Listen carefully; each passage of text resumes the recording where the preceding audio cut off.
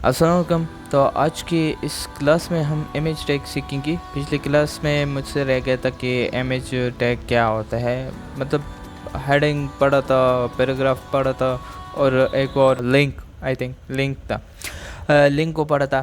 तो नोट्स देखेंगे यहीं पर। ये नोट्स मैं इसलिए दिखा रहा हूँ क्योंकि आप लोग भी इसको रीड कर सकते हैं, आप लोग इससे बहुत कुछ सीख सकते हैं। तो आप लोग भी सीखे। ये ज़रूरी नहीं है आप लोग ये डाउनलोड करें, अपने लिए ख़ुद नोट्स बनाए, क्योंकि अगर आपने नोट्स खुद बनाया है तो आपने बहुत कुछ सीखा है।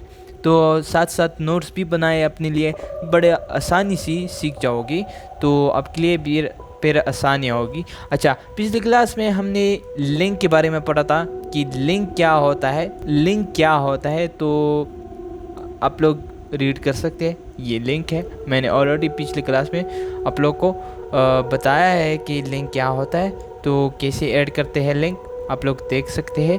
पिछली क्लास आप चेक कर सकते हैं। तो इस क्लास में हम इमेजेस सीखेंगे। HTML इमेज मतलब ये क्या चीज़ है, इमेज कैसे हम ऐड कर सकते हैं इसको। तो HTML में इमेज टैग जो है उसके लिए हम यूज़ करते हैं IMG टैग यूज़ करते हैं। वेबसाइट के अंदर हम इमेज को भी ऐड कर सकते हैं, वो हमें वेबसाइट के अंदर डिस्प्ले करेगा। तो अब उसके बाद उसको रिसाइज़ कर सकते हैं, साइज़ दे सकते हैं, डिस्प्ले साइज़ दे सकते हैं, कितना साइज़ देना है, विड्थ देना है, हाइट देना है, वो सब हम दे सकते हैं। ये रीड कर सकते हैं। The result of this code example, मतलब इस कोड का जो रिज़ल्ट है वो आप लोग देख सकते हैं। तो हम ये कोड से, ये सिंटैक्स है, आप लोग इसको देखो। ये इसी तरह हम कोड के थ्रू हम इमेज को ऐड कर सकते हैं। सबसे पहले ये IMG ऐड करेंगे। IMG ये टैग है, तो ये जो है ये सोर्स है। अच्छा, ये इमेज का जो सोर्स है वो दे सकते हैं हम इधर। ये सोर्स है। एट्रीब्यूट, ये एक एट्रीब्यूट है, इमेज टैग के अंदर एक एट्रीब्यूट है। विड्थ जो है ये भी एक एट्रीब्यूट है और हाइट भी एक एट्रीब्यूट है। तो ये टैग के अंदर होते हैं और ये स्टार्टिंग टैग में लगाए जाते हैं एट्रीब्यूट को। तो सोर्स क्या है, इमेज का सोर्स, उसका जो URL है, लोकेशन है, वो हम दे सकते हैं यहीं पर सोर्स के अंदर। तो आप लोग लोकेशन दे सकते हैं इमेज के अंदर। अच्छा, नेक्स्ट जो है विड्थ, जो है विड्थ हम हॉरिजॉन्टली दे सकते हैं। ये विड्थ है इसका, ये पेज का जो ये इधर से लेकर इधर तक ये विड्थ है, इसको हम विड्थ कहते हैं हॉरिजॉन्टली।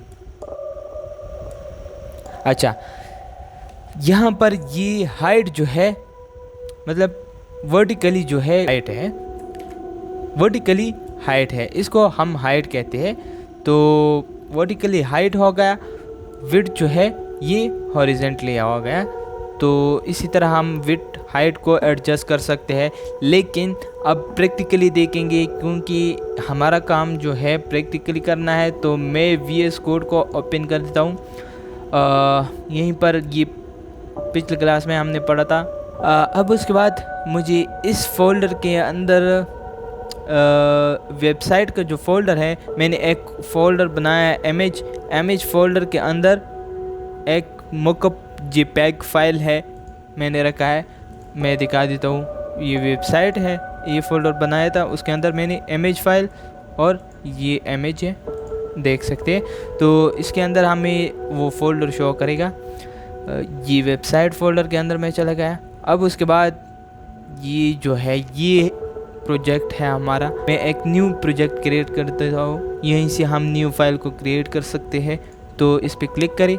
मैं image.html एक्सटेंशन देता हूँ, या आप लोग HTML भी दे सकते हैं। एंटर कर देता हूँ। इसको फ़िलहाल मैं हाइड कर देता हूँ, इसको थोड़ा सा रिसाइज कर देता हूँ। अच्छा, अब उसके बाद मैं Shift+ प्रेस कर देता हूँ। इसको एक, मतलब हमारे पास एक शॉर्टकट है, तो इसके ऊपर अगर मैं एंटर करूँ तो ऑटोमेटिकली हमारा बॉयलर प्लेट जो है वो आ गया। तो यहीं पर ये डॉक्यूमेंट, फर्स्ट ऑफ ऑल मैं एक वेब पेज को नेम दे देता हूँ। क्या टॉपिक है, इमेज। इसको मैं रन कर देता हूँ, गो लाइव। तो ये जो वेबसाइट है हमारा लाइव हो गया है। ये इमेज है, हमने ये टाइटल लिया था, इसके अंदर काम करेंगे। अच्छा, सबसे पहले मैं एक हेडिंग ऐड कर देता हूँ H1। तो इसके अंदर मैं टाइप कर देता हूँ एंड दिस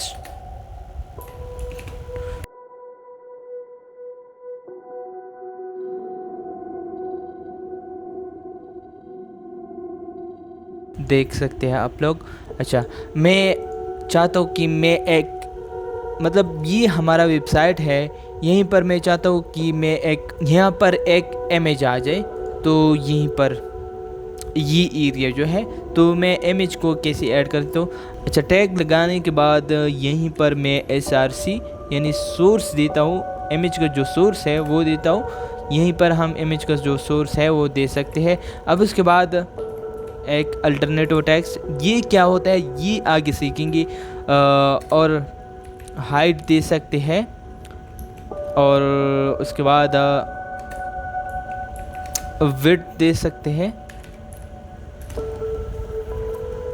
ये देखेंगे हाइट विड्थ क्या होते हैं। मैं इसको बस क्लोज कर देता हूँ, काफ़ी है। अच्छा, src ये सोर्स जो है, हम इमेज का सोर्स दे सकते हैं। इमेज का सोर्स क्या होता है, लिंक होता है इमेज का। तो ये मैंने डॉट प्रेस किया, तो डॉट का मतलब है मैं एक फोल्डर से बाहर निकल आया। और अगर मैं फॉरवर्ड स्लैश प्रेस करूँ तो इसका मतलब है मैं उसी फोल्डर में कहीं जाने वाला हूँ। अब मैंने पिक्चर जो है वो किधर गया, वेबसाइट इस फोल्डर में, यानी इस फोल्डर में हमारा जो इमेज फाइल है वो हमने क्रिएट किया था। तो आप लोग देख सकते हैं उसको। और उसके बाद मैंने एक इमेज फोल्डर क्रिएट किया। मैं इस फोल्डर के अंदर जाना चाहता हूँ और ये इमेज जो है ये डिस्प्ले करना चाहता हूँ। तो उसके लिए मैं क्या करता हूँ, यहीं पर ये फॉरवर्ड स्लैश जो है उसको प्रेस कर देता हूँ। ये फोल्डर के अंदर जाने के लिए हम यूज़ करते हैं। और यहाँ पर इमेज जो है इसको मैं इस फोल्डर के अंदर आना चाहता हूँ। तो इमेजेस फॉरवर्ड स्लैश प्रेस करें तो ये फोल्डर। अच्छा, इमेज का नाम दे सकते हैं आप लोग। यहाँ से हम इमेज का नाम ये आप लोग इसके ऊपर एंटर भी कर सकते हैं, लेकिन मैं टाइप करता हूँ, आप लोग एंटर कर सकते हैं, एंटर। तो मैंने एंटर किया, मैंने हाइट नहीं दिया, विड्थ नहीं दिया, लेकिन फिर भी हमारा इमेज जो है वो डिस्प्ले हो रहा है। देख सकते हैं इमेज डिस्प्ले हो रहा है, लेकिन इमेज इतना बड़ा नहीं चाहिए, छोटा सा चाहिए। यहाँ पर छोटा सा इमेज हो, यही बस चाहिए। तो ये तो बहुत बड़ा है, उसके लिए हम हाइट विड्थ का यूज़ करते हैं। हाइट जो है हाइट वर्टिकली वर्क करता है, और विड्थ जो है विड्थ हॉरिजॉन्टली वर्क करता है। अच्छा, मैं यहीं पर हाइट दे देता हूँ 500 पिक्सल्स, और जो विड्थ है विड्थ दे देता हूँ, कितना दूँ विड्थ, 350 पिक्सल्स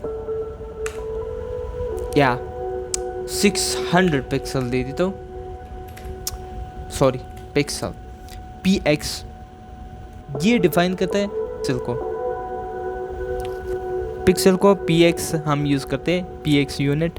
अच्छा, अब उसके बाद अल्टरनेटिव टेक्स्ट भी देखेंगे। खैर है, फ़िलहाल इमेज को देखेंगे, इसका हाइट जो है विड्थ जो है वो सही है या नहीं सही है। अच्छा, आप लोग देख सकते हैं हमने इसका जो हाइट है हाइट भी दे दिया, विड्थ भी दे दिया, लेकिन हम इसको और छोटा करना चाहते हैं। तो उसके लिए मैं ये जो है 500 पिक्सल जो है इसको मैं 300 कर देता हूँ, और इसको मैं 4 कर देता हूँ, 400 पिक्सल।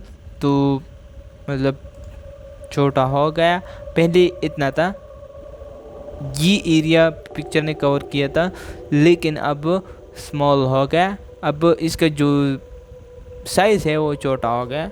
ये ऑप्शन जो है ये किस लिए हम यूज़ करते हैं, इसके अंदर ये क्या काम करता है, कभी कभी वेबसाइट पे लोड होता है, सर्वर डाउन होता है या कोई और मसला हो, तो ये इमेज दिखाई नहीं दे रहा, लोड कर रहा हो, तो इमेज की जगह कुछ टेक्स्ट दिखाई देता है। फॉर एग्जांपल इस इमेज का जो मैं सी को गायब कर देता हूँ, तो ये मॉकअप हो गया। तो सी गायब हो गया। जो हमारा इस पिक्चर का लोकेशन है वो मतलब हमने इसको बिगाड़ दिया, इसका जो नेम है वो हमने गलत कर दिया। अब क्या करेंगे, इमेज देखेंगे, ये इमेज दिखाई नहीं दे रहा। क्यों नहीं दे रहा? क्योंकि हमने वहाँ पे ये जो नेम है, इमेज का जो नेम है ये गलत दे दिया। इनकेस अगर सर्वर में, वेबसाइट में कुछ मसला हो, लोडिंग कर रहा हो, तब इमेज दिखाई नहीं दे तो ये बहुत बुरा लगेगा यहाँ पे इमेज के साथ। तो उसके लिए मैं अल्टरनेटिव ये टैग जो है ये यूज़ करता हूँ। उसके लिए यहाँ पे आप लोग टाइप कर सकते हैं लोडिंग, मतलब प्लीज़ वेट या वगैरह, एरर, कुछ भी टाइप कर सकते हैं। तो मैं चेक कर देता हूँ, यहाँ पे देख सकते हैं आप लोग, मतलब ये इमेज लोडिंग कर रहा है। आप लोग कुछ भी टाइप कर सकते हैं या टाइप कर सकते हैं सॉरी फॉर द एरर।